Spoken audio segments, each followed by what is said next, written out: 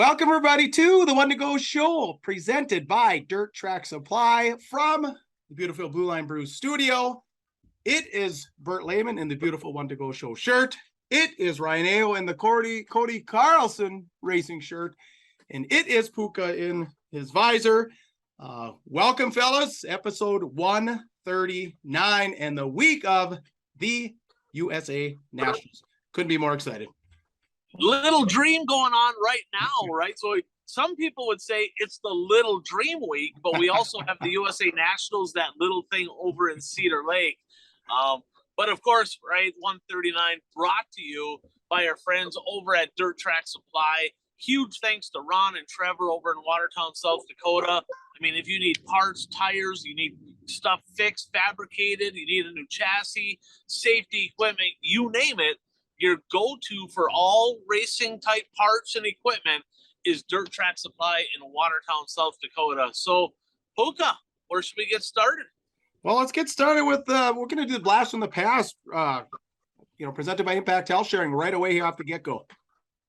Yeah, let's start with that. Let's get that out of the way. We got some good stuff. So I know some of you are watching the show. We're going to make you wait a little bit, right? We're going to go with the blast of the past. We got some top 5 moments. And then we'll get to the meat of the show. A little bit of drama this week. But, of course, Impact Health Sharing.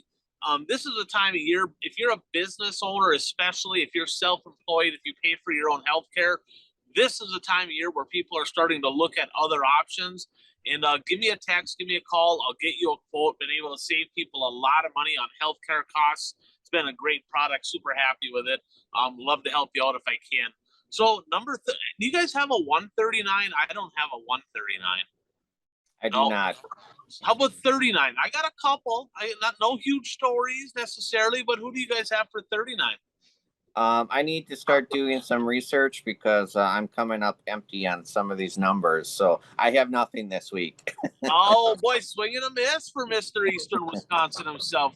Ladies, he's single, Mr. Eastern Wisconsin, right there. So, Puka, who do you got? I don't have a blast from the past on a 39 either. Of course, I think of T-Mac when I think of 39. But yeah, no, I don't got anybody. Who you got? Oh, okay, wait. No, I got one. Just popped into my head. I bet I was gonna kind of bait you in. North Dakota late model guy. Thompson? Yes. Yeah, Brian Kevin Thompson. Kevin Thompson. There you go. I feel like he won a big one over in the Dakotas. If somebody has a story, did he? I think he won a World of All Out race in Fargo, like in 1990 or 89. Yeah, I think that's correct. So put in the comments, right? If he did win that if you have a little background on him, I remember him coming over to Hibbing, when they had different specials, Labor Day shootouts. Man, we used to have a big contingent, right, of North Dakota cars, Grand Forks area cars that would come over for Labor Day. They just haven't for years. There's other shows for them to go to. Kind of miss them guys coming over. But Kevin Thompson, I had that one on my list. I have 2 more. Another one I have back in the old 6-cylinder days, right? And Tom Anderson. So Tom Anderson, I feel like he was married into the Carlson family. I don't remember how that all worked, but he had the 39, Tim Carlson, the 57. The cars looked alike. They ran the 6-cylinders.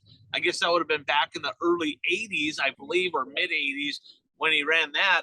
Haven't heard hide or hair from that guy in eons, right? Oh, I see him. I've talked to him. He works at the school in Deer River. Oh, there you go. There you go. So I asked, so you the Tom Anderson? I said, I got your picture from like 86. And he was like, no way. Yeah. That is outstanding. That's good stuff right there. That is a blast to the past, right? For sure. And then Buck Gray. So in the super stocks, a gentleman from Superior, Wisconsin, he had a green number 39. And you've heard of Full Throttle Photos, right? Sean Swanstrom, he's been up like Labor Days. He does a lot of event photos, does a really good job. He's actually married to a friend of mine, Angel, and I've known them, been friends for years, and used to race against her dad. I don't know if he really liked me. I was kind of hard on equipment back then, but a guy that I haven't seen in many years. But I do talk to Sean and Angel, and once in a while when I lived in Alexandria, I would park at their place, right? And then they'd give me a ride to the airport. Huge Packer fans. And one time I got back, and Bert would love these guys, right? I got back, there's Packer shit all over my car. I'm like, You kidding me? Right? I'm like, it's a free ride, free place to park. I couldn't bitch, but they like to have a little fun. So Buck Gray in the 39. So what do you think? Let's jump on to the next subject, our trackside report. Let's call it that. We go to some races once in a while. We don't just watch online, but brought to you, Puka, by Yeah, our friends over at Blue Line Brews. I told you guys I'd get you these. So there's the little K-Cup. See a little cute little puppy there in the K-Cup. So Blue Line Brews, again, bluelinebrews.com. And if you don't want to type it in, just go down to the show notes. It's right there. You could do this while you're watching or listening to the show. bluelinebrews.com. Now there's that Save 15 promo code that we've talked about. Now that's how they track where people are coming from. So we want you to go show, the One to Go Show Nation to get over to Blue Line Brews, order up some good coffee. The Save 15 promo code that you type in, like I said, they can track it. That will save you 15% on your order. Of course, 10% of profits go back to law enforcement, men and women who were potentially injured or fallen in the line of duty. So great coffee, good cause. And another thing, if you got a cup of Joe, feel free to email it to us, theonetogoshow@gmail.com, or share it somehow on social media to us. I'd love to get that over to the people at Blue Line Brews to show them the support. So don't be afraid to take a picture, having your favorite cup of Joe. You can do it from your campsite this weekend at Cedar Lake. You can do it from your campsite Monday, Tuesday, if you're in Superior, for the XR show. There's all kinds of racing coming up. We got Ogilvy Challenge Series. We got the Topless down in Batesville. There's Davenport, World of Outlaws, all kinds of Knoxville Nationals. So send us your pictures. So bluelinebrews.com, we want to thank them. Absolutely. So, Bert, I know that you went to some races here. You said it was a interesting endeavor, right? You kind of did something you don't normally do at the racetrack, but they really had a big night over at the Shawano Speedway. Just kind of proves how great the racing community is. Why don't you go ahead and talk about your experience, what happened, what I'm talking about over in Shawano? It was Racing for a Reason night at Shawano Speedway, and that's where, there's a whole slew of bucket raffles, race fans and race teams, companies, they donate items to be raffled off, and then the proceeds is given to one of the hospitals in Green Bay that they have childhood cancer area, and so the money is raised to help fight childhood cancer. And every year I make a custom die cast that I donate, and then this year I made a die cast of the modified car that Lance Arneson drove earlier this year, in which he did a graphic scheme, put the 03 on it that was Brad Roloff's number. Brad Roloff was inducted into the Shawano Speedway Hall of Fame this year. So I recreated that car as a die cast, and that was raffled off in a bucket raffle. Last I heard, the total was between $22,000 and $23,000 that was raised at Racing for a Reason. So another successful event. And yes, I did go to the races, but I did not see a lot of racing action because I was only there for like an hour and a half. I was watching the grandkids this weekend. So my five-year-old granddaughter and 2-year-old grandson, and I took them to the races. Just me. I took them to the races, and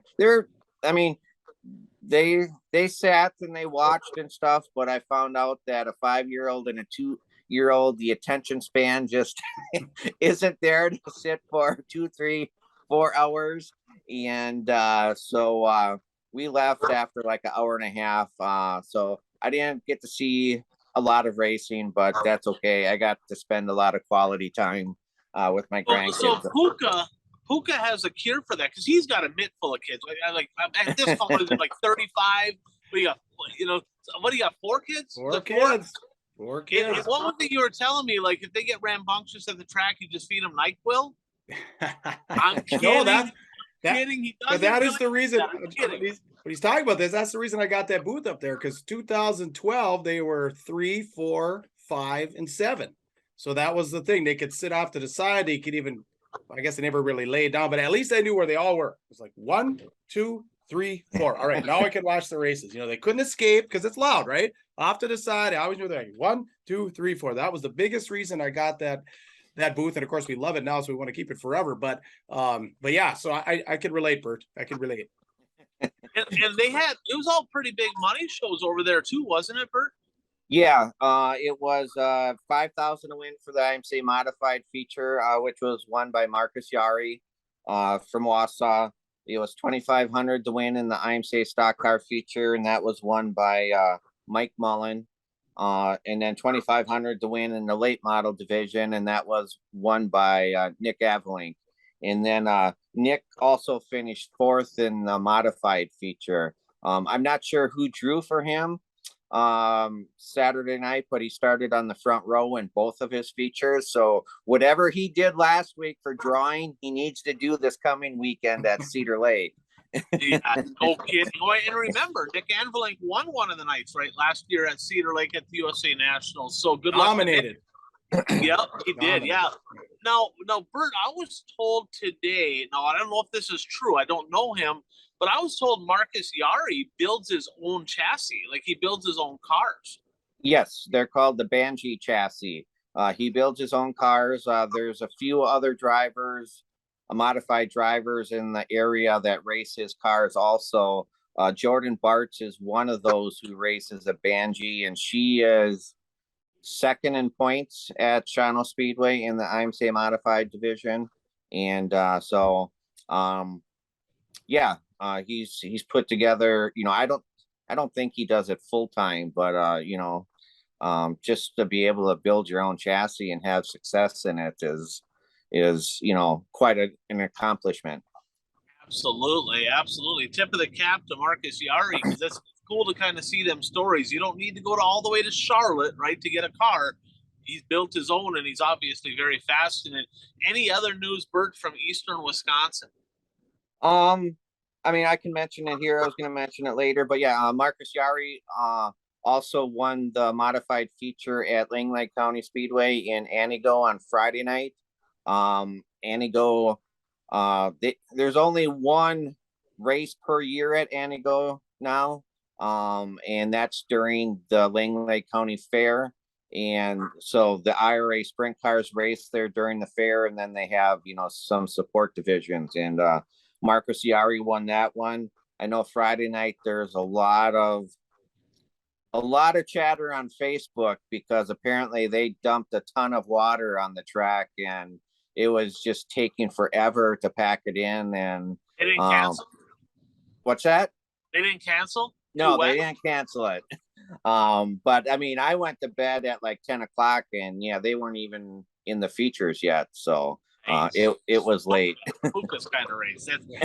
So Puka, did you go anywhere this weekend? I did. I was in Hibbing, and I just wanted to point one thing out. I've been meaning to do this for a couple of years on the show, but just kind of a unique thing when you go to Hibbing. In the modifieds, 3 father-son duos, right? Jeff Woods, Jeffrey Woods, Bob Broking, Johnny Broking, Kelly Esty, Skeeter Esty. Pretty damn unique, if you think about it. And I guess I thought about it time to time to mention it, just never got it down on paper, but this week I said I have to mention that. So, but yeah, decent program. Everything was fine. Decent crowd, pits after. So good night of racing Saturday night. Awesome. So let's jump into the next segment here. I didn't go to any races this past weekend. I watched several online, though I actually was up there too. I went to John Tardy's, and him and I watched a pile of racing online. It was kind of good to visit with him. I went up for my birthday, visited with my mom, my daughter. That was pretty fun weekend up north. But let's go with the top 5 moments of the week, brought to you by my friend Brad Parson, who has solutions for a lot of people in farming, right? He has the tool. I talked to Brad. He said, I have the tool that farmers need right now.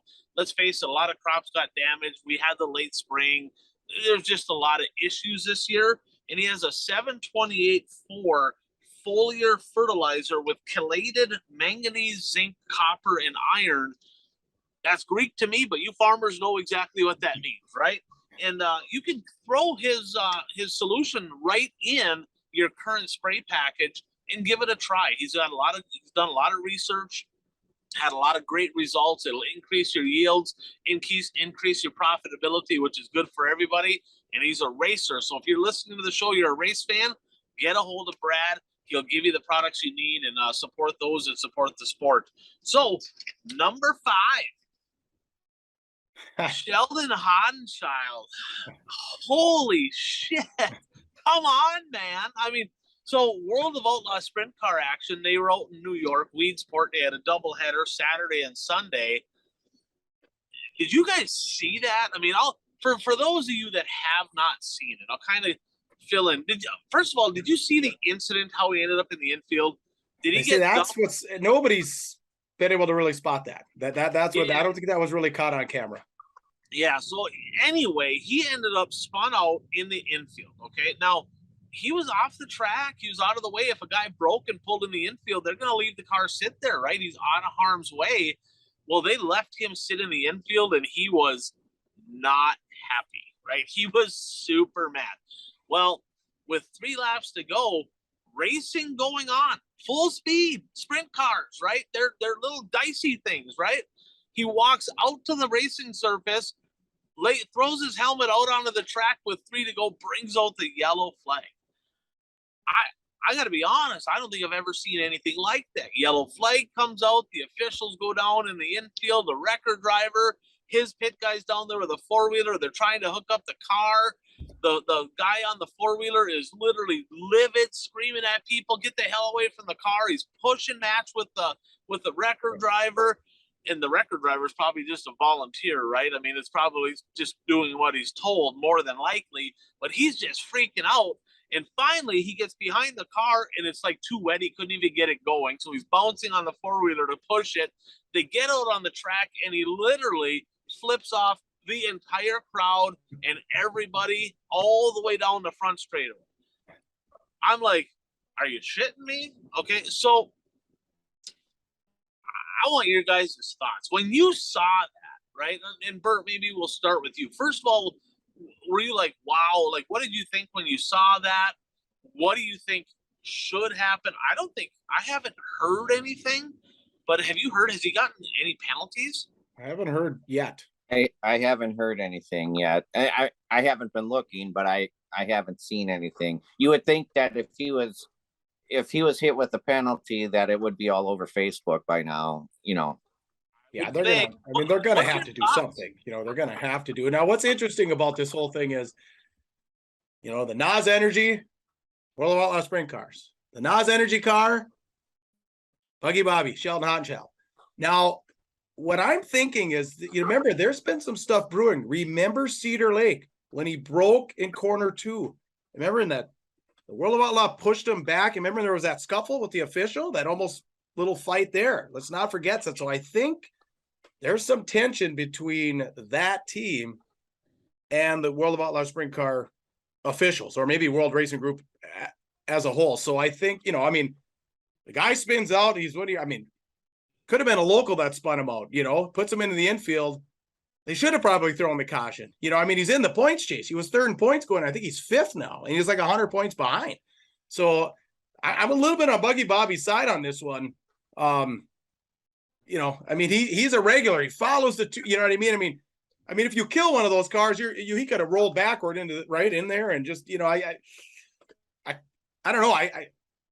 If he was Joe Schmo from Weedsport, well, probably not going to throw the caution. But this is a guy who's 3rd in points, title sponsor of the car. I don't know. Not that he should have reacted that way necessarily, but I think he's got some grounds to be a little PO'd. I see where Puka's coming from, but my thing, I always feel like things need to be consistent. So I guess we need to know what the rule is for cars spinning into the infield and they're out of the way. If we're not throwing the caution in all cases, then they did the right thing. But you really can't pick and choose. Okay, we're going to throw the caution for this driver, but we're not going to throw it for this driver. But then you get into the gray areas, like, okay, which part of the infield is out of bounds and which part of the infield is inbounds where we throw a caution. You leave a little bit of judgment in there. Well, so I agree, right? So you can't do one thing for a Woo follower and another thing for somebody else. It's got to be consistent. But let's not forget, right? It's only a couple of years ago that Kevin Ward tragically lost his life in New York, right? He had an incident there with smoke with Tony Stewart. I think he got himself up into the fence. He was mad. He runs down, loses his life. Tragic, right? And now you got cars under racing, racing conditions, and this dude's running out by the racetrack. That can't happen, right? That can't happen. That has to be an automatic penalty of some kind. It should be either a suspension, it should be a loss of points, right? I mean, they'll suspend drivers for what was it? Aaron Reitzel got suspended for having too thin of tubing on his roll cage, and they said, well, that's a safety issue. You can't have that. We're suspending him and the crew chief. Running out on the racetrack or by the racetrack isn't a safety issue. They suspend Aaron Reitzel, but they don't suspend him. I mean, you can't have that, right? The other thing is, this is World Racing Group. It's USA Nationals Week. What happened 2 years ago, right? You got World Racing Group suspending Tyler Erb for a whole year. Whole year. Yes, he took off and the official was there and he kind of tumbled, whatever, right? I mean, it was a bad deal. He shouldn't have did what he did, but he got suspended for not just World of Outlaws, all dirt car events, including the World 100, right? Hell Tour. He got suspended for a whole year. It's still the World Racing Group, and Sheldon Hadenchild does all that. I mean, unbelievable. And anger management class. He had to take anger management class. If Tyler Erb did that, they'd never let him race World Racing Group events again, right? So there's a little bit of there's no consistency, and that's what pisses people off is a no consistency. Now, with that said, I'm going to try to put something together, right? So we've seen people toss helmets, right? We've seen that. So maybe at the Sites Memorial, maybe I'll talk to Chris Steppen. Maybe we'll try to coordinate something at the Sites Memorial because, Hibbing's king of the helmet toss, Jeff Provenzino, he'll be there probably, right? Watertown, South Dakota's king of the helmet toss. They all say he's better at it than Provo, the wild child, Scott Ward. He throws his helmet, right? And then but neither one of them have ever thrown their helmet on the racing surface to bring out a yellow flag. So maybe at the Sites Memorial, we need to get those three together. Somebody kind of put some money to get Sheldon there and actually have a helmet toss contest to see who's really the best at it. I don't know. What do you guys think?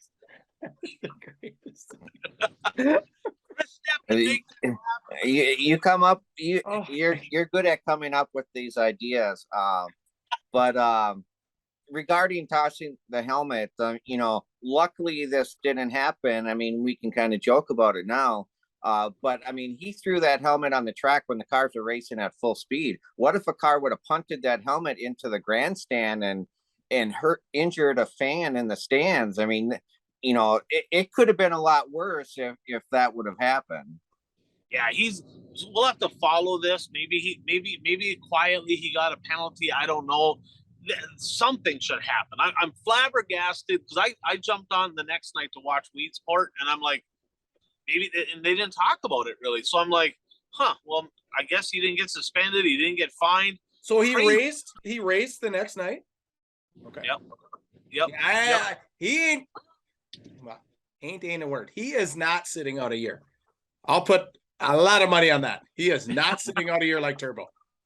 I would agree. Now, maybe Bert can jump. Well, he's on his phone. Puka, maybe jump on your phone or whatever. I'm about 99% positive that he was there the next night.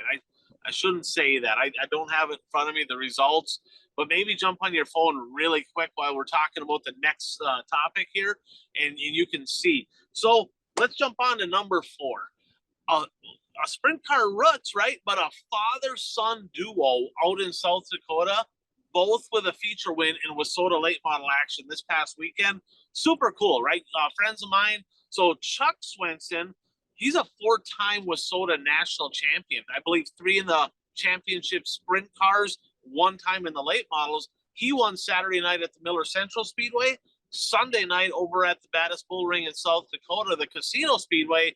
His son Blake Swenson parked at Victory Lane. So I thought that was kind of a cool deal to see father-son. They don't win a lot of races. They've been running pretty good this year when they've been out there. Super cool to get both of them in Victory Lane on back-to-back nights. Number 3, Wissota Superstock action, Fast Lane Superstock Series. The Iron Man Shane Sabraski, he won three. He went 3 for 3 this past weekend in Fast Lane Superstock action, and he won the week before on over at Granite. So 4 straight Superstock A main wins. Now they've had 5 shows, 2 have rained out, been rescheduled. Guys, he's 3rd in points in that series, and he missed tonight. Like, he has a legit chance with a little luck on his side. He could win that series. No shocker. But here's the deal. They had the Dave Shackleton, the 2nd annual Dave Shackleton Memorial over at the Red Cedar Speedway. 50-some supers, hell of a turnout over there. Good pay. I think it was like $2,500 to win. He shouldn't have won that race.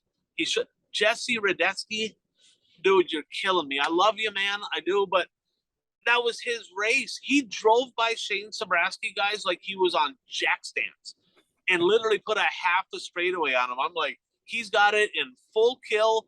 Shane Sabraski is not winning this race. Yellow comes out, and Radetsky bobbled. You live by the cushion, die by the cushion type of deal. And he jumped the cushion one too many times, was still there at the end, but he just made too many mistakes. Sabraski capitalized, gave it to him, but Shane Sabraski, almost unbeatable in the super, shouldn't have won that one though.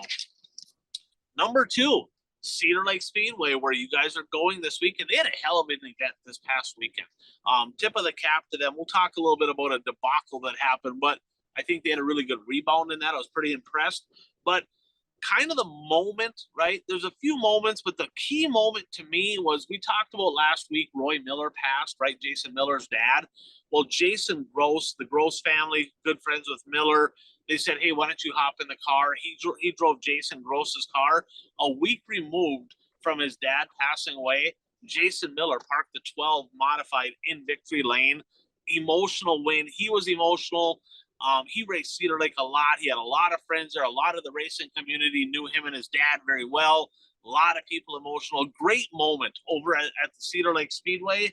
And a little side note there, they had a Rebel, the Rebel Midwest Mod Tour champion, Lucas Rodin. He won the $5,000 to win month of money D-Mod special. Hell of a run. The Stepfus Street Stock Tour, they had Wissota Racing at the Cedar Lake Speedway. Justin Vogel, the series champion, he won that event.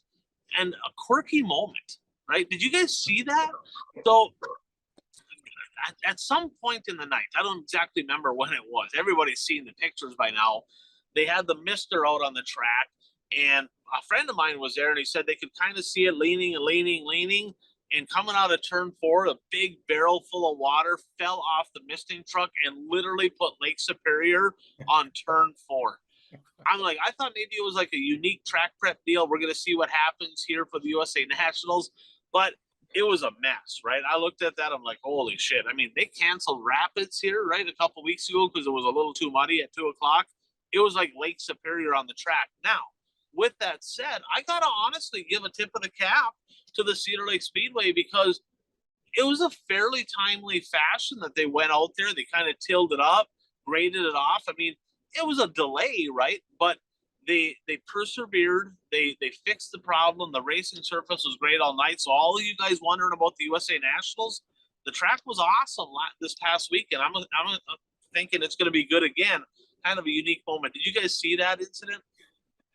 I saw the picture. Yeah, I was wondering what happened, what it was. I thought, did they have some sort of a barrel, like a caution barrel, or like a safety barrel, and they had water in it? I mean, I didn't. That's what I thought at first too. Yeah, I'm not sure, but it was a Mister truck. Now, so our friend Brad, that's in our Pick'ems contest, had just a quick question, because, and I'm going to get your guys' take on this because it was brought up on 2020. They're like, oh man, there's some top Midwest mod guys that weren't there, right? 5,000 win. This cherry picking is getting old. You got to remember, Cedar Lake's not a Wissota track. It's not a Wissota sanctioned event. Is it cherry picking if your top point guys in Wissota don't go to a non-sanctioned special event? Is that even cherry picking? What do you think? Well, cherry picking is when you're a really good driver and you go race in a race where there's less competition than what you think you are. So if you're skipping a if you're skipping a race that has a lot of really, really good drivers, that's not, oh, I see, because they're not going to that rate. Well, I mean, if they're following Wissota points, I mean, yeah, I can see them not going to Cedar Lake. Yeah, I mean, I think guys kind of, especially this time of year, now you're kind of looking at the point saying, geez, we got, what, 2 months left in the season. We can do this deal. And so, yeah, if they're not going to get the points, I mean, you know what that's like, Ryan. You need every point you could get. So, that's kind of the deal with weekly racing. And, I mean, if you're part of a series, like this weekend, I'm expecting to see the World Outlaw regulars there. Other than that, it's always kind of hit and miss. You just never quite know. Look at the Mater Memorial's coming up, in Menominee, 5,555 to win, 5,000 or 555 to start. I mean, great payout, top to bottom, back to front, but there's gonna, somebody's gonna get on the 2020 and say, I can't believe this guy wasn't here. It's just the way it is. Yeah, it happens with it. I agree with you guys. So the number one moment of the week was the show I was looking forward to the most, right? And Puka, what was the number one event, the story? What was the big story? What last week? Well, Prairie Dirt Classic down at Fairbury Falls, Fairbury All. Why have they called it the American Legion Speedway? Does that what does anybody know like why that's tied in there, or how? It must be a sponsor, right? It must be a sponsor. Okay, so the Prairie Dirt Classic, last year's winner, of course, Kyle Larson, back in the house. Didn't pull it off this year. Now this year, $50,000 to win, $500 per lap led, 100 laps. Bishop got her done, flag to flag, $100,000 payday. I did see the pictures because the tradition there is you go right to the bank after the race and get your money. So, so a huge $100,000 weekend for him. Nobody could really touch him, except for I think Pierce would have given him a run, but I heard he had brake issues. Kind of what? Wait, Ryan, who was at that one? This is bullshit, right? So first lock of the week was Brandon Shepherd winning, right? And quite honestly, hey, hats off Brandon Shepherd. I mean, he's a class act, does a great victory lane interview. That's his biggest payday of the season by far. So $100,000. But let's not forget, right? Bobby Pierce started 19th in a qualifying feature and drove all the way up into a transfer spot. Then he started 16th in the feature, and he was coming. He was all over that blue number one, and I'm not sure what happened. It was a brake issue, lost his brakes, ended up having to pull off. That I feel like the Prairie Dirt Classic to Bobby Pierce is similar to what the Daytona 500 was to Dale Earnhardt. I mean, he's fast. He's unbelievable there, but like something stupid happens every single time. I mean, it's just nonstop. Now, another thing there, the mods, right? So the late models, 81 cars. It was incredible, right? I got a question there, but on the mods, 62 mods, and you say UMP mod race. Did either of you watch it? Do either of you not know who won that race? I do not know who won that race. I watch modifieds. Oh, come on, Bert. I mean, think about it. UMP mod race. Come on. I mean, what was it, Hoffman? Nick Hoffman started 11th and drove right to the front. And Mike McKinney put on an absolute show and drove around him on the cushion, and the freaking place went ecstatic, right? On the last lap? They were dicing, and he went by with a couple to go up top, and it was incredible. If you haven't watched the second qualifying feature for the mods the first night, and then the A main for the mods was the two best races by far of the whole weekend. But the fact that Mike McKinney elbows up on the high side, bouncing off the wall like you only do in Fairbury, right. Nick Hoffman to get it done, that was unbelievable. And then they had a neat fan bonus, right? So at the beginning of the year, they sold 100 tickets at $1,000 a piece, right? Ooh. So half of that money went to the lap leader money. Okay, that's how they got the $500, right?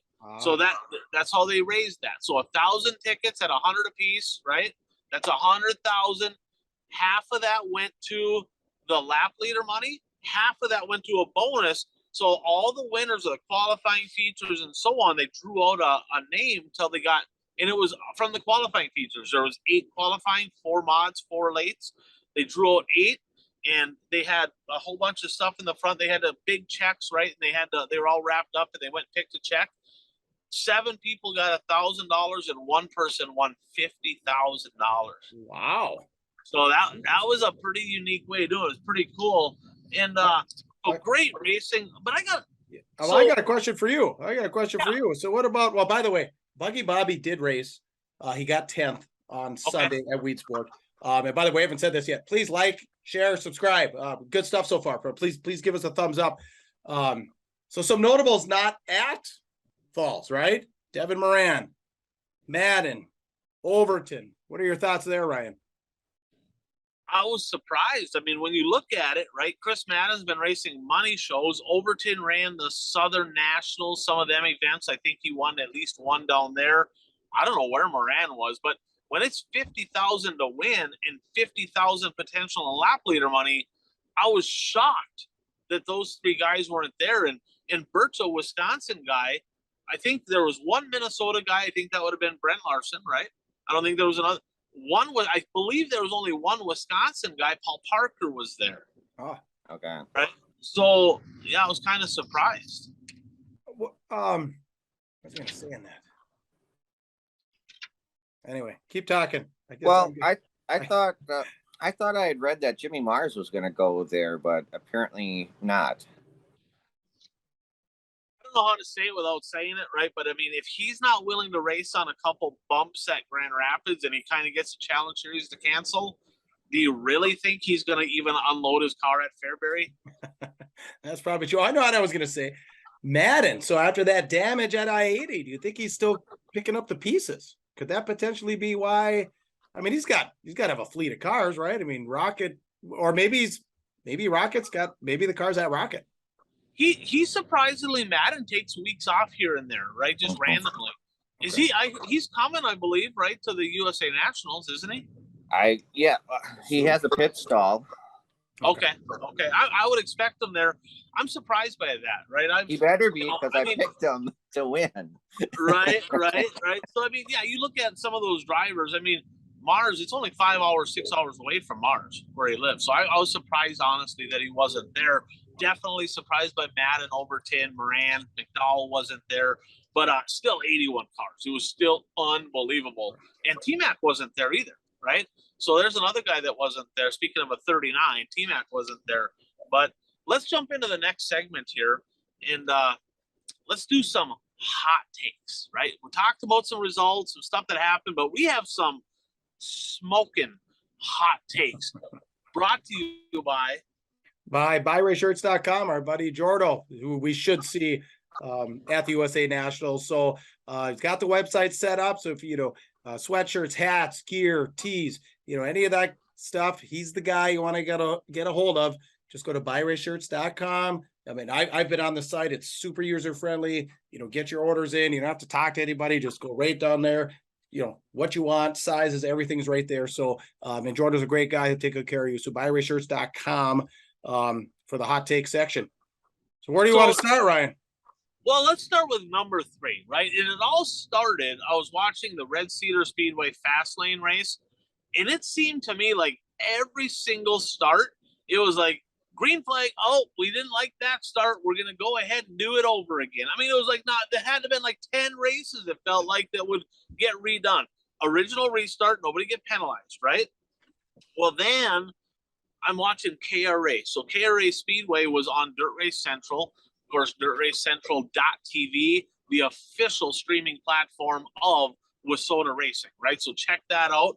But I was watching a Superstock feature, and I was watching it with John Tardy, right?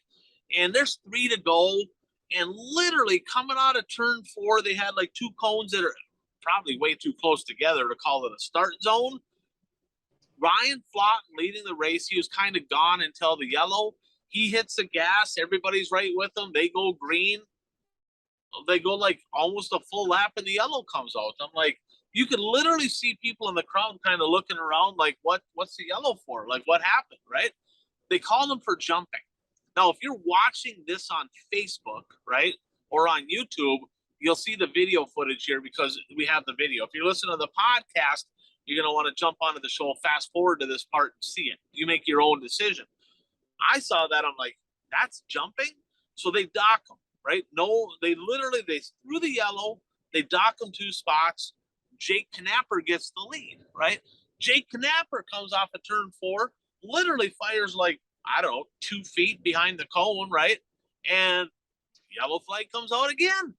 I'm like, are you shitting me? Like, what are you even talking about? Yellow comes out, they dock him, they put Zach, the 5'11", okay?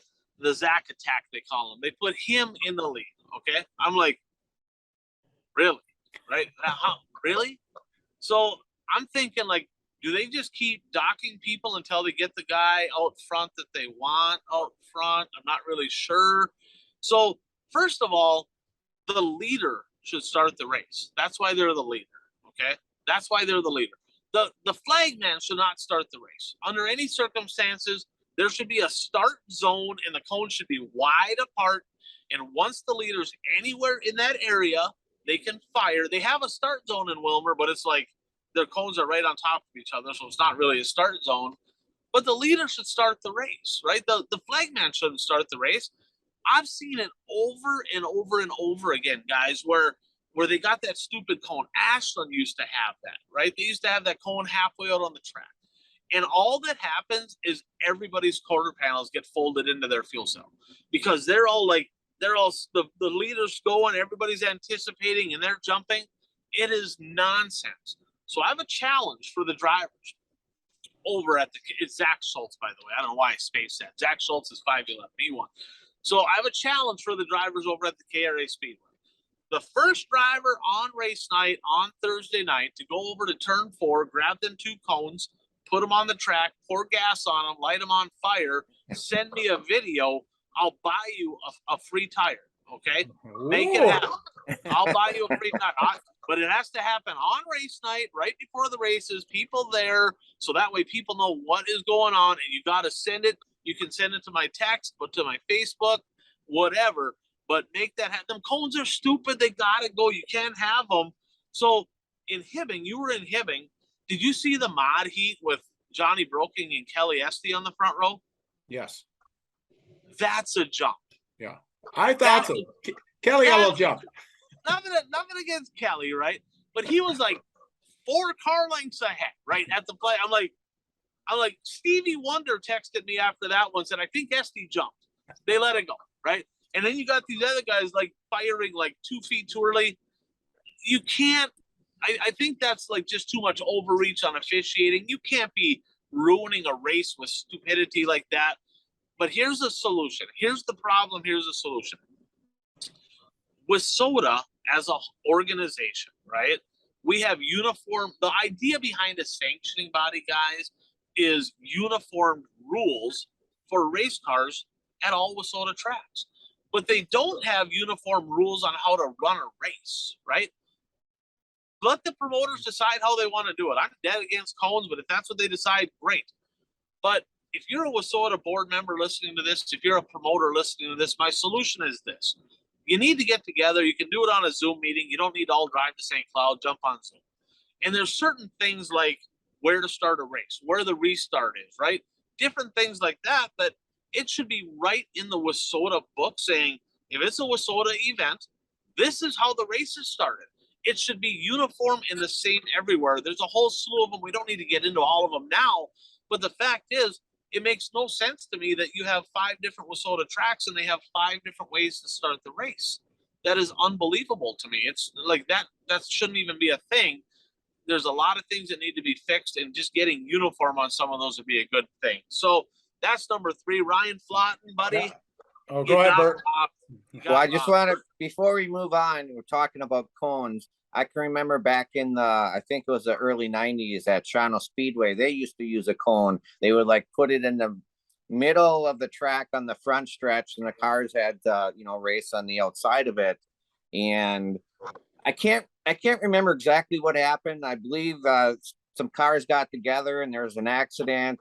Pete Parker was involved, and we talk a lot on here about when Nesbeck gets upset about stuff. Well, Pete's kind of the same way. When Pete gets upset about something, you're going to know that he's upset, and he got very upset about it. I remember his sons got very upset about it, and it was a whole thing that went on back then. And needless to say, the cones didn't last too long at Shawano Speedway. Well, I got one for you, Puka. So Harlan, big Harlan, right? Tardy, who listens to the show. He's probably listening to it as we speak with my dad up in Canada. But we're up in Ashland. I believe it was the Red Clay Classic. And I remember I was in a heat. So Jeff Tardy's leading the heat, and I think it was me and Stevie Thomas in the second row. And they had the cone like out on the front straightaway. Like it was awful. Jeff fired like, I don't know, 3 inches ahead of the cone. I mean, it was stupid. They threw the yellow. They docked him 2 spots. Harlan was beside himself. Like he was ready to climb up in the flag stand and literally throw him on the track and beat the hell out of him. And he's like, "Oh, it's favoritism for Ryan." It's like, I don't like me here. What are you talking about? Like, yeah, he was hot, but it's just nonsense. The leader should start the race. My opinion. Fans, drivers, whatever, if you're listening to this, put in the comments, are cones necessary? Should the leader start the race? What would you like to see? Get a hold of your promoters. Let's make that happen. Yeah, so now we got to talk about Hot Carl's favorite subject, right? Oh, Crate Crate Nation, baby. Crate Motors. Crate Nation. Nick Hoff loves Crate Motors. Zuli's loves Crate Motors or not, okay? They're going to like this topic, okay? So, Crate Motors and Wissota Racing, IMCA, they've been around for quite a while. Fairly new to Wissota Racing, right? They've been around for a few years now, but it's starting to get more and more crates, okay? And I don't know if you guys have heard, but I've heard, right? Like, how the hell can these 525 crate motors in a late model post faster lap times on a tacky track than a Wissota spec? That don't even make sense, right? So remember, USMTS outlawed the 525 crate, right? Oh. Brandon Davis was whooping ass in it, and they outlawed. They said, "No, we're just not. That's not allowed anymore." Okay, so or they might have just put so much stipulations on it, it no longer made sense, right?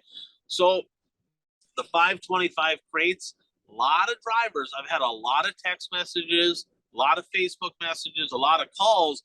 They got to do something about these 525 crates. And there's drivers out there. I don't have an opinion. I think whatever. I do have an opinion, but that's not the point. But a lot of drivers are like, I don't think they're legal. I think some of these are cheated up, right? Now I'm getting a bunch of messages on the B mods too, right? So Mike Nichols last year, he had a crate, he got tore down, perfectly legal. Okay. He just happens to be a good driver, winning races. Now the big topic is Kennedy Swan. Okay. Now, Kennedy's cheating. She's got to be cheating. She's too fast, right? She's winning on tacky tracks. That shouldn't happen. All right. This opens up a whole slew of things, right? A whole slew. It's called bruised egos. Let's be honest. If I was racing, if I was 20s, 30s, whatever, in a competitive, like winning races, and a 14, 15-year-old boy or girl come in and started whooping my ass, I would have a bruised ego. Don't think for a minute that some of them drivers, their buddies are going like, dude, that girl like literally kicked your ass again. Well, right? I guarantee it happened. Did you see her Thursday Menominee? She smoked him. She smoked him in Granite City too, right? And everybody's like, oh, it was sticky in Granite City. She killed him and she's got to be cheating. Well, holy shit, her car turns, right? Like second, third, they're all pushing like a road grader. Her car rotated. She's making the straightaway 300 feet longer in a lot of cases, which will make you look 100 horsepower up, right? Is she legal? I don't know, right? I don't know. Somebody can tear her down. There's a rule for that. You can tear somebody down. Let me ask you this. Okay, are you going to be the guy that tears down the 15-year-old girl? Asking for a friend, right? She's like this tall. She's this tall, too. She's tiny. So let's be honest. People got that in their head, right? They're like, oh, she's got to be cheating. Somebody's got to do something about this. Okay, well, they have a rule. You can protest her if you choose to. But they already have bruised egos because that 15-year-old girl, she can flat out wheel a car. She's fast and she's whooping some ass, right? It just is what it is. But the second thing is, imagine you being the guy that tears down the 15-year-old girl And then it's found that she's legal. And now you're like, so you tore down the 15-year-old girl because you're calling her a cheater because you can't beat her and she's legal. Well, now you look like a real dumbass, right? So like nobody's going to do that. But there's an issue here, okay? Huge issue. So to protest somebody like with a standard engine, like just a spec engine or whatever, it's $200 or $300. There's some stipulations. It's $200 or $300 to tear somebody down to protest somebody. If that driver is found to be illegal, right, you get the majority of that money back. A portion of that goes to the tech, for their time. Okay. Now with the crate motor, it's $700 to protest a crate motor. 700. How is that a thing, right? And furthermore, a big chunk of that money you don't get back no matter what. Legal, illegal. I don't know the exact number. I've heard some different numbers, but I'm not 100% positive. I was told, 300-400 of that you don't get back. And the reason you don't get that back is because WISSOTA has not done their homework.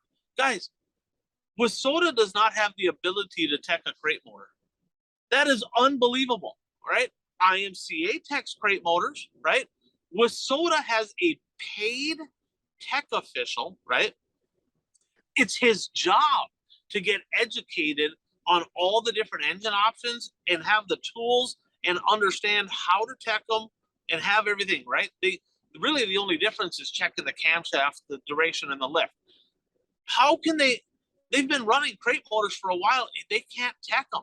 In Hibbing, guys, get this, the 525 crates in Hibbing, they had to have Pat Capella tech the 525 crates last year at Labor Day. He owns most of them. Like, what are you talking about? He's the only one that, not saying they're illegal, but that just looks bad, right? So WISSOTA, right, as an organization, so I know that some of the board members listen to the show, they need the head of teching, or maybe they need to have somebody at whatever, right? They need to get educated on how to tech them, and they need to get the equipment to tech them, because right now they have to take that engine over to a certified crate engine rebuilder and have somebody else look at it. You have to have a third party. It could take a week. It took forever to get Mike Nichols over there. They have to drive somewhere to do it. Get the stuff necessary to do it yourself so you don't have to pay somebody to do it. That is just flabbergasting. My thoughts on this deal is if you don't have the ability to tech these engines, don't allow them. If you can't tech them, don't allow them. It's flabbergasting to me that that's a thing, but I tell you what, would you guys be brave enough to tear down that 15-year-old girl? I wouldn't. I'm just saying I wouldn't. Oh, talk about a t-shirt opportunity. I'm legal, bruised eagle, something like that. I mean, that's that's huge. So comment if somebody knows, what was it, Ryan, on the getting the refund on the money on teching a crate motor. If you know how those numbers kind of break down, please comment and share it with everybody. All right. Are we ready to go to the Twin Ports? Are we ready to go to the Twin Ports? Right. I'm sporting my Cody Carlson swag here. I mean, he's on, Cody Carlson a couple times has been in the top 5, top 10 moments. He's had some good races. Remember that slide job he put on Skeeter Esty? Okay. Guys, more officiating woes at the Gondik Law Speedway. Guys, I have literally been around racing my entire life, and I have never seen what happened at the Gondik Law Speedway this past week. Okay, I have never seen it. What happened this time? I gotta hear it. Yeah, here's what happened. B-Mod heat race, Midwest Mod heat, WISSOTA Midwest Mod heat race. On the start of the race, they come down into 1 and 2. Cody Carlson comes off the bottom, comes up the track, and there looked like there was room. Touched with the 28 into the fence, tore some stuff up. Yellow comes out, right? Okay. When the yellow come out, an official said over the headset, yellow, call on the 32. Okay. Well, we'll get back to who that official was in just a second. So that person came up, the head judge up in the booth said, anybody else see it? Because the corner guy is not the one that made the initial call. Okay. This is from multiple sources, including the track promoter, right? I spoke with the track promoter, and he said that the official said, I didn't get a good view. And upon first looking at it, the 55 car was right behind them. And as fast as that 28 got in the fence, it looked like maybe that 55 hooked the right rear and shot it up. That did not happen. That was not the case. 55 did a great job staying out of that incident. But it looked like that. So they're like, well, was it the 55? Everything happened really fast, right? Well, you had a whole bunch of people saying, well, I don't think it was a 32. It looked like a racing deal, racing incident. 28, his car's broke. Let's just call it on the 28 and let's have an original restart. Okay. Well, first of all, let's go with this. If you have live streaming there, take the 2 minutes. If you're not sure, look at a replay really quick, see if you can make a call. If you can't, you can't. Okay. Also, there should never be an incident where nobody goes to the back. Here, they just called it on the 28. Okay. But the person that made that initial call was the tech guy, right? Not the corner guy, the tech guy. The tech guy is the one who said, hey, it's on the 28. Now, in his defense, I believe he was correct. Okay. I watched the video. He didn't do it on purpose. He ain't gonna just stuff a guy's a rookie and he's winning races. He ain't gonna stuff a rookie into the fence on purpose. Ain't gonna happen, right? If I had to make the call, 32 goes to the back. I believe that call would have been accurate, right? So, needless to say, they got the call wrong. Okay, they made the wrong call. But here's what happened, right? They give him a spot back. They go about the race. He finishes in an invert spot, right? Which top three. He finishes in the invert spot. They go across the scales. They go through tech, and according to multiple sources, right? There's different versions of this depending who you're talking to, but the sources that I talked to said he went through tech. He went back to his trailer. Now, some people say, well, they asked and he knew he was DQ'd right away. He would not have left the infield if he would have been DQ'd on the spot. Okay, it wouldn't have happened. Drove back to his trailer. They looked at the lineup. He's starting in the back. He's DQ'd in the heat. He's like, wait, what? Like, what I get DQ'd? They never even told him in the infield that he was disqualified. So there's a to-do with that Superior. They're like, if you're going to DQ somebody, you better tell them, because they didn't tell Pat Doer either when they DQ'd him for deck height earlier this year. They didn't tell him. They just made him find out online because they were a little afraid to tell Pat. Right? He's still salty about that. Okay, so he DQ'd him. So he goes down in the infield. He's like, what did I get DQ'd for? Illegal roof rake. So that's too much slope in the roof. Guys, that last year. Guys, that happened a bunch out west. So his right rear quarter panel was caved in and the deck tin and flattened out the sail panel, which pushed the back of the roof up, right? According to the tech officials group of people, they asked the person up in the booth, they said, and he said this didn't happen, but he said, she said, whatever. But his thought process was this. If they didn't call that incident on the 32, obviously there was no contact, so he must have came out on the track with his roof illegal. What really happened was he was mad that they didn't make the right call, which they didn't, and he took matters into his own hand and disqualified a bent-up car that got bent up in an incident. And he's basically, for lack of better terms, it was like, well, here, I'll make it right. I'll show them. I'm just going to go ahead and DQ him after this. Guys, I've had my run-ins with Bill Engelstead, right? He's never done that I know of, right? Like, if anybody was going to do that, I would assume it would have been him. He's never done that. In my lifetime, I have never seen a tech official DQ a driver because he disagreed with a call made by a track official. Have you seen anything like that ever before? Go ahead. I have not seen anything like that before. Yeah, that just, I mean, if everything that you stated is accurate, yeah, that just sounds like you have a rogue official there that thinks he's in charge of the program when he's not. So picture this, Bert. Vikings Packers NFC Championship game, right? 2 seconds left. Vikings drive it all the way down to the 10-yard line for a game-winning field goal attempt, right? They kick the field goal, and it goes straight dead on through the uprights, and the official down below that says, no good. And everybody's like, are you shitting me? Like, we just watched it go through. Doesn't matter. 2 plays ago, there was a holding call. I believe it should have been called. I'm calling it no good. This is me making it right. You're going to have to go to overtime. They would burn the place to the ground, right? They would go absolutely bonkers if that can't happen. Or in hockey, right? Wild game 7. They come in, they score a game-winning goal to win the Stanley Cup, and the guy's like, no goal. And everybody's like, what are you talking about? Well, I thought it was offside. That guy missed it. So we're just going to I'm just going to call no goal on this because I think that guy missed the call. That can't happen. That literally can't happen. Now, well, the thing too, to me, is if you're going to DQ somebody, you have to let them know in the tech area. I mean, that's why they have a tech area.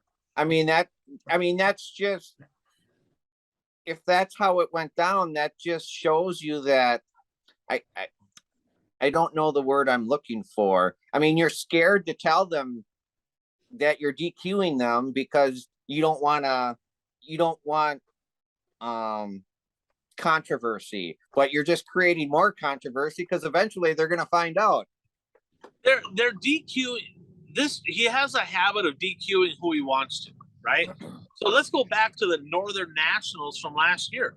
Johnny Broking, 1/4 inch high, illegal according to the rules on the cross member, didn't make him win, disqualified. The very next night, Jody Belfi wins, 1/2 inch high. Everybody has a different number. Some people say higher, 1/2 inch high on deck height, no disqualification. Neither one of those deals made either one of them drivers win the race. Didn't matter. But they DQ'd Johnny and not Jody, right?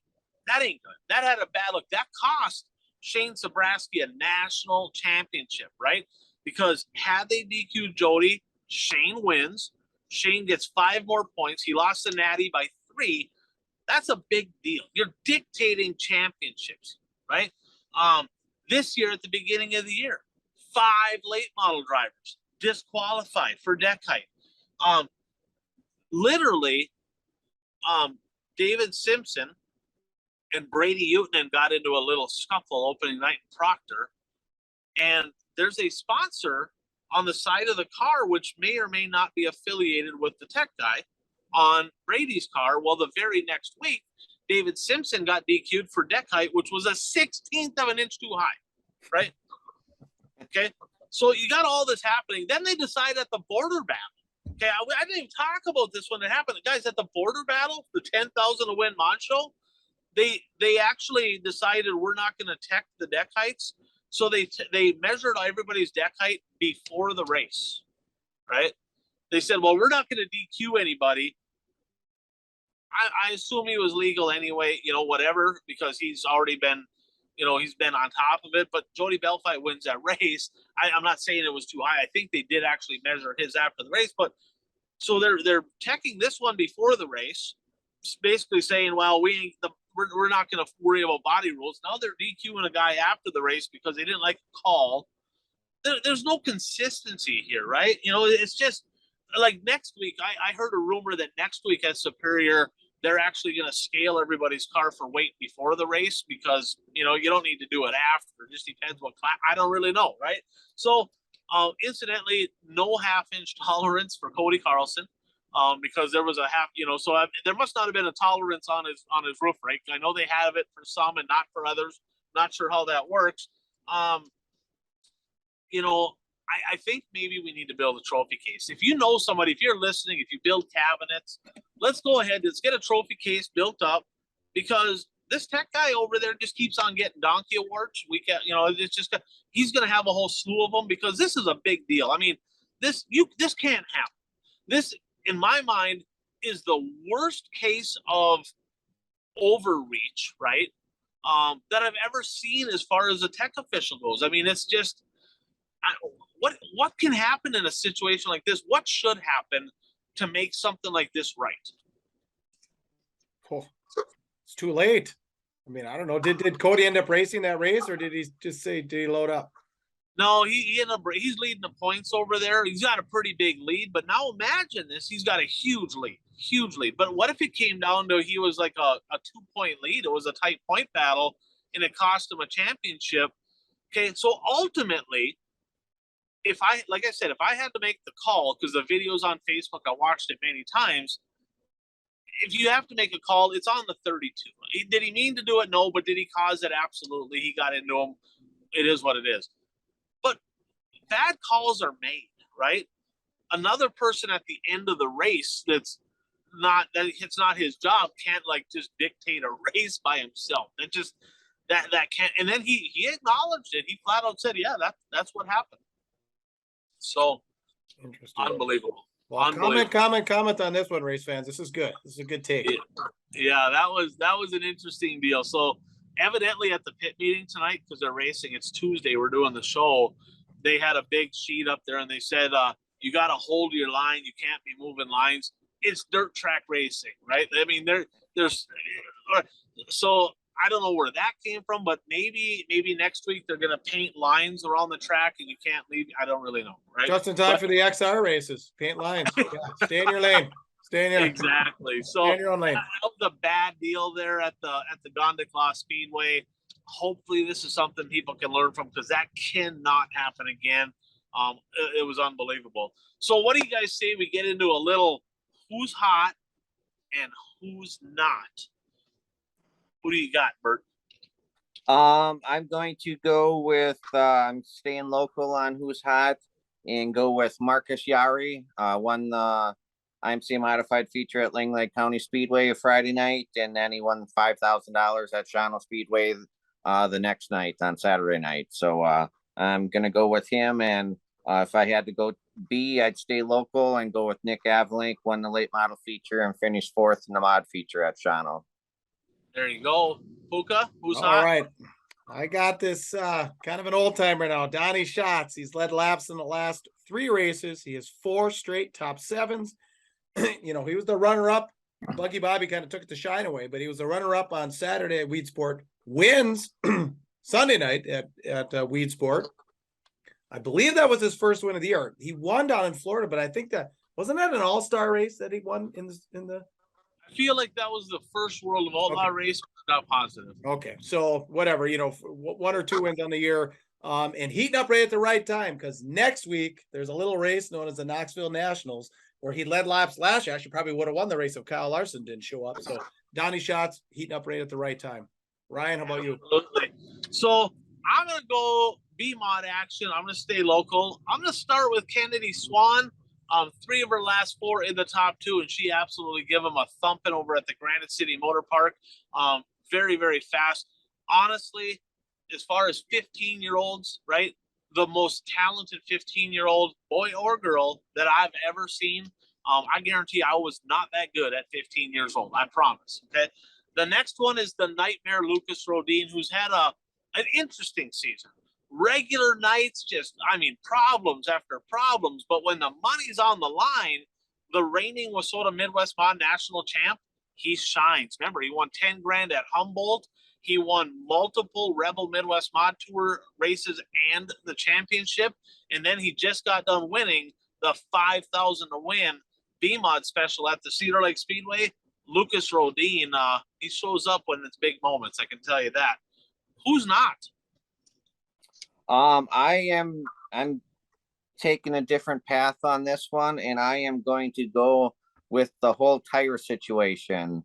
We've talked about it all year, and it's starting to come to fruition. The Flow race that was the Flow Night in America or whatever it's called, they were supposed to be racing tonight actually, and that race got canceled because of the tire situation, lack of tires. And I was speaking with one of Nick Avalink's sponsors, and Nick normally goes USA Nationals and races in all the outlaw events and all the local late model events that weekend, and he might not go there until Friday because he's having a difficult time getting tires. Okay. Yeah, the tire deal's been bad in Wasota too. They're really short on tires, and now it's starting to get to that time. So there's a lot of drivers concerned that it's going to be a rough month of August for tires. So Well, they're Puka. supposed to be racing at Fergus tonight at I-94 Short Speedway. The World of Outlaw late models that was rescheduled, but they kind of they said that travel, but they threw the tires in there too. I'm going to stick with the sprints. Logan Schuart, guy who started off the year kind of with a bang, and kind of since about July 1st gone pretty quiet. He's a half mile kind of guy. Obviously, Knoxville coming up next week. So just in time, if he's going to get his act together, now's the time. But Logan Schuhart's been ice cold. How about you, Ryan? I'm going to go local late models. I'm going to go Derek Vessel. Derek Vessel over the last couple of years has been arguably probably the most consistently fast late model driver in our area. For sure he was last year. 14 shows, only 2 podiums all year long, 0 wins for the 16. And he jumped into an MB, right? He switched over to an MB, him and Harry Hansen, both in MBs with 525 crates. I talked to Harry, said they've been struggling. They can't figure out the MBs with the 525. Obviously, MB is a very good race car, but that package hasn't been working for them. So they're struggling. Hopefully they can find something. Also, Derek Vessel, kid number 2 coming, right? So maybe a little bit, he's not racing as much. His focus is elsewhere. But I mean, when you're struggling, it's easy to focus on other things because you kind of lose interest. But Derek Vessel, just a very forgettable season thus far for the 16. So let's get into the lock of the week, which Bert's on a roll, right? So I'm just going to go, my lock of the week is Bert is going to get it right. That's just my lock. But the lock of the week, of course, brought to you by our lock of the week, Real Estate by Jay Schmidt. For racers, by racers, over 20 years in business. If you're in the Watertown, South Dakota area, you need any real estate transactions, land, commercial, residential, the lock of the week, our sure bet, get a hold of Jay Schmidt at Real Estate by Jay Schmidt. So, Bert, who's your lock this week?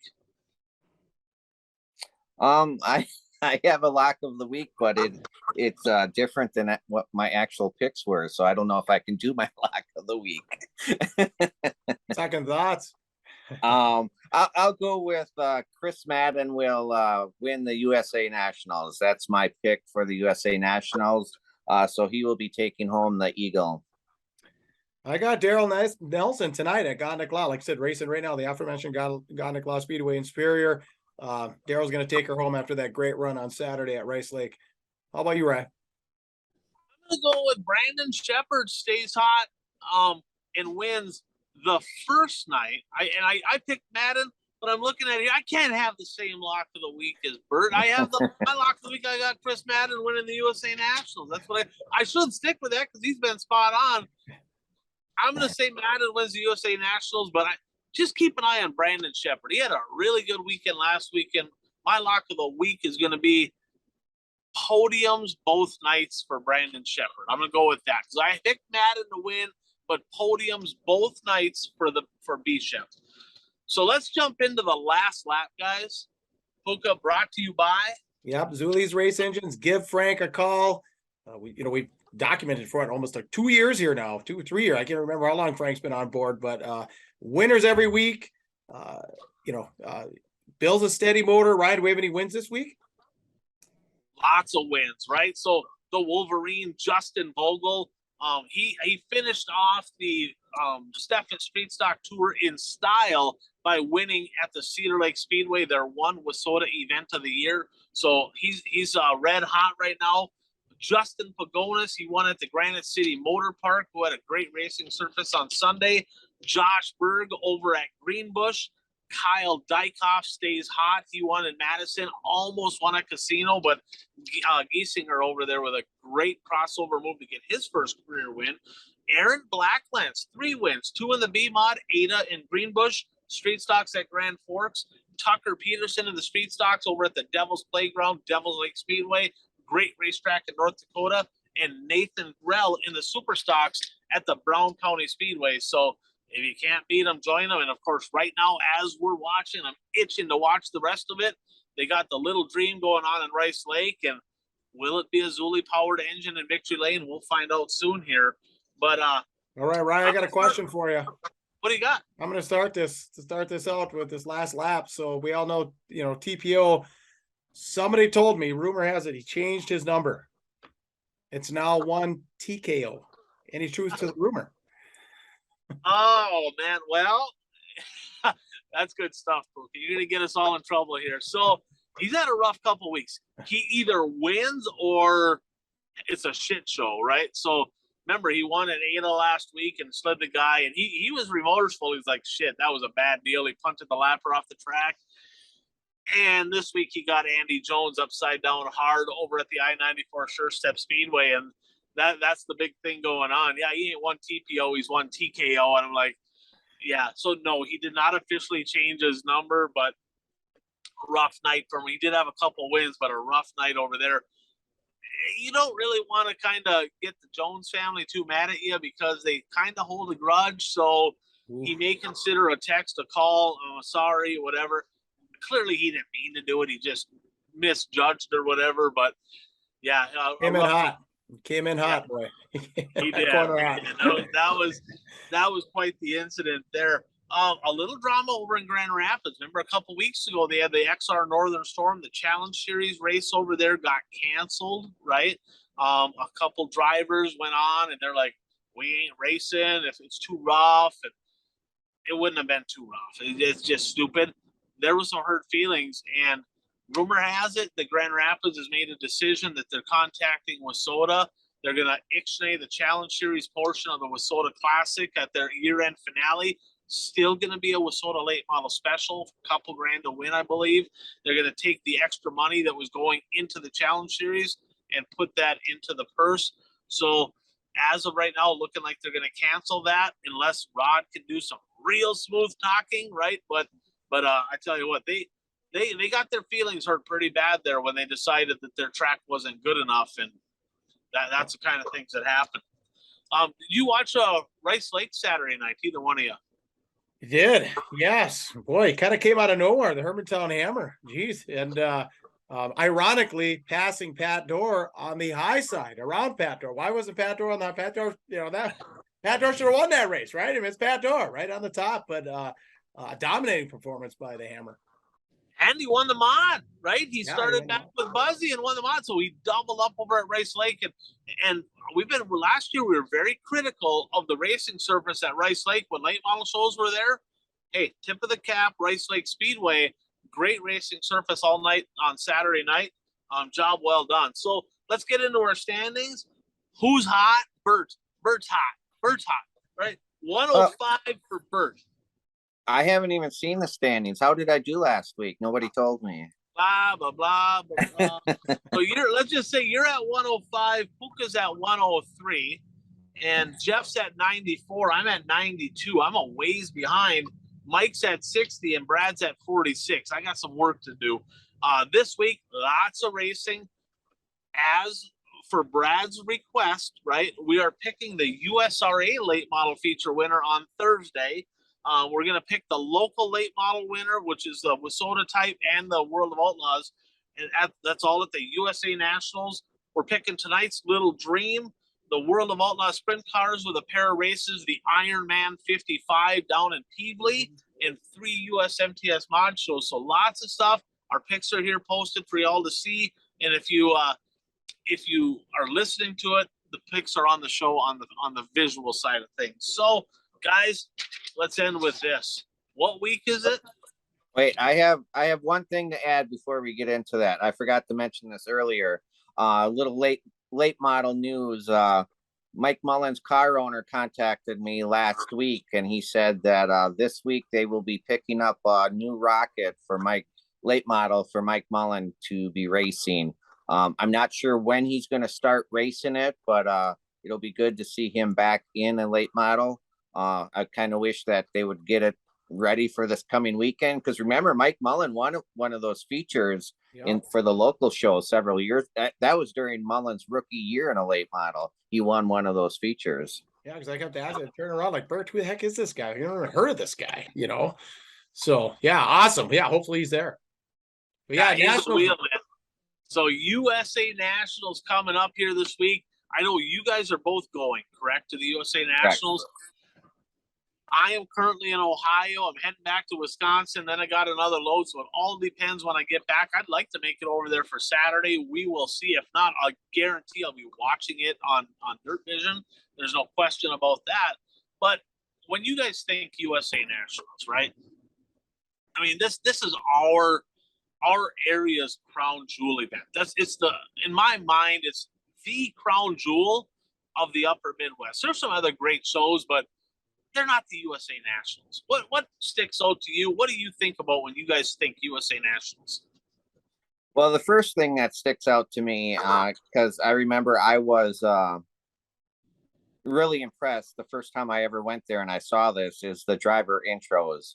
It's just quite a sight to see the driver intros that they do. They always do something a little bit different every year. And some of the drivers get into it and they do special things, like that one year, Jonathan Davenport, one of his crew guys drove the car on the track and he was on top of the roof of the car with a big foam finger or something like that. So the intros are definitely the first thing that comes to mind for me. Yeah, just like you said, right? I mean, it's just turned into, I mean, look how many tracks closed now for that Saturday, all over the area. It's gotten to be just so big. I actually just heard an interview tonight with Chuck Kaufman. It said 5,500 fans last year, and of course they're hoping to break that. They want to break it every year. So yeah, I mean, the fun's going on. They said Chuck said they got a band coming on Saturday afternoon playing, but I just remember that first one, and it was back then. It wasn't the big party zone. There weren't 1,700 campsites. It was the hardcore race people and a lot of motorcycles. I don't know if you remember back in the day how many motorcycles just be lined up there. But just that late model world, 5 guys from Illinois, guys from Kentucky, guys from Missouri, it was just like open up by Illinois, Indiana, how many, racers for Iowa, all the guys like Terry Phillips and Jim Curry. Of course, Moyer was dominating back then. Auckland would come down, run great. So it was just kind of opened my eyes to the whole big, late model world. And then one of my most memorable years was, and Bert, you remember this, is when Casey was hot. I think it was 07. Yeah. Remember, yeah, I was gonna stuffed Dale McDowell in the heat race into the backstretch route right under the Osprey's nest, and sparks flying, and McDowell getting out of the car and pointing at Casey, and then Casey leading that race that year, dominating the race. And then trying to get around the lap. And that's when he was racing for Arnie Ranta. Arnie's got 2 cars. Dave Kane's in the other car. Yeah. And you're thinking, can he hold on? Can almost like a trip? Of course, Mars has won it, but Mars toured everywhere. Casey was just starting to kind of get into that. It's like, can he pull this off? And then he actually gets into his teammate's car, Dave Kane, breaks something in the steering. It's over for Terry Casey. But yeah, so many memories. The years are starting to kind of. Well, then the year that Dima was leading for most of the race, I mean, they were past lap 50 when he was leading, and then something broke and he had to pull in. And I remember people telling me that they talked, because I believe that was the year McCready won, because McCready was second at the time, and supposedly McCready had told people that he had nothing for Demo. If he wouldn't have broke, that he wasn't going to catch him. Yeah. So my 22nd year. So I'm excited. As always, it's, summer's not complete without 3 days at Cedar Lake at the USA Nationals. Yeah. And you talk about the drivers from different regions, the fans, right? I mean, this isn't a race. This is a destination, right? This is an event. This is a spectacle. And I would be curious to see if they keep track of how many different states, that fans come from, right? And countries, because there's drivers from different countries and fans from different countries. I know there's been fans from Australia, there's been fans from Canada, so it's not just a destination for drivers, it's for fans, and you look at this, there's a lot of locals. We got some very talented local racers, right? We really do. Jimmy Mars has won that a couple times now, hasn't he? Does he have 2 of them? Oh, he's got 3. Yeah, he's got at least 2. I mean, he's had a rough go in open racing, but Cedar Lake is kind of his house, right? I mean, he's good at Cedar Lake. Could he be a sleeper? Could he possibly sneak up into the conversation? Remember, I think he was on the podium 2 years ago, wasn't he? Yeah. Oh, Yeah. yeah, you can't. I mean, he's not a I mean, favorite, but a sneaky, yes, sneaky pick for sure. yeah, Oh, I would definitely agree with that. I mean, he has enough laps there that if he won it, it wouldn't be a total surprise. so with soda region type drivers, right? And they some will have open motors. I think G.O.A.T's got an open motor for this show, right? I think Jesse Glenn's, right? So with soda area drivers, over and under, 5 of them make the show. Gosh, it's just so hard because so many of them, back in the day when it wasn't World of Outlaws and they ran kind of their own independent deal, everybody kind of would try, where now, I mean, Lance won a heat race, what, 2-3 years ago? Remember that one, Bert? Well, the crowd went nuts, remember? And so you probably have Lance, Giassi, Mars, Nick, Demel, Emo. Glenn's. Demel had posted on Facebook they're unsure if they're racing Outlaws portion. Okay. They Chad said it's going to be at the track Massive deal. decision. All right. Yeah. Probably depends what the track looks like for them. But there's a lot of area drivers that will be running that. Several are capable of running well if things go right. But I'm still going to take the under of 5. Yeah, I'm going to take the even. I just got a sneaky feeling that we're going to see 5 is kind of the number for me. I'm going to go with 5 Wissota area region type drivers, and that'll include Eastern Wisconsin if any of them race it. But 5 area type drivers make the USA Nationals. I think that would be super cool to see. We'll find out. It's going to be a hell of a weekend. Any closing thoughts? Well, I just want to. One of my most memorable USA Nationals was actually watching the local portion. I believe it was back in 2009. Friday's local late models got rained up. The feature got rained out. So they ran that first on Saturday. I don't know if you remember this, Puka. Nick won that feature. And then later in the night, he won the local feature again. So he won 2 features in the same night. Plus, he made the big show and was running in the top 5, I believe, like 50 laps in, but he was running alcohol, so he had to pit. He couldn't go the full 100 laps, so he pitted at like lap 50 or something and gave up his top 5 position. Yeah, I do remember that. Right on the bottom, hugging the tires. Yeah, I remember that. Yeah, so I mean, it's not. It's gonna be good. Right, it's tough, but it's, I guess, for a local, it's maybe it's not impossible. I guess, like I said, we've seen some guys, ex Mars, but we've seen some guys that have had some good runs. So yeah, you never know. We'll find out. So I guess we'll wrap it up there. Any closing thoughts? That's it. See you all at the USA Nationals. Well, Puka, I'll see you in 2 days, and I'm just really looking forward to it. After the year I've had, I'm really, really looking forward to it. Yeah, no, it's gonna be great. Track down me and Bert, say hi. I'll have swag down there and stuff. So come find us, and yeah, looking forward for a great weekend. Weather looks great. So should be fun. All right, we'll close up here then. Nothing for you, right? No final thoughts? All right. So like I said, thank you everybody for joining us. Please subscribe. Please share the show. Like I said, merch will be at Cedar Lake. Come find us. Big thanks to all of our partners: Dirt Track Supply, Brad Parsons Soil and Ag Solutions, J. Schmidt Real Estate, Zuli's Race Engines, BuyRaceShirts.com, Impact Health Sharing, Blue Line Brews, and Mason Aaron's Videos. Remember, the XR races are on Monday, Tuesday next week. We haven't really talked, so we're just giving you guys a heads up. The show might be late next week. Depends on what we're deciding to do. Little dream and stuff going on tonight. theonetogoshow@gmail.com if you want to contact us privately. Hit us up: Spotify, TikTok, Snapchat, Facebook, Rumble, and YouTube. For Bert Lehman, for Rina Aho, I am Puka. Get out there and be your dream. We'll see you at Cedar Lake, and you're tuned to the One to Go Show.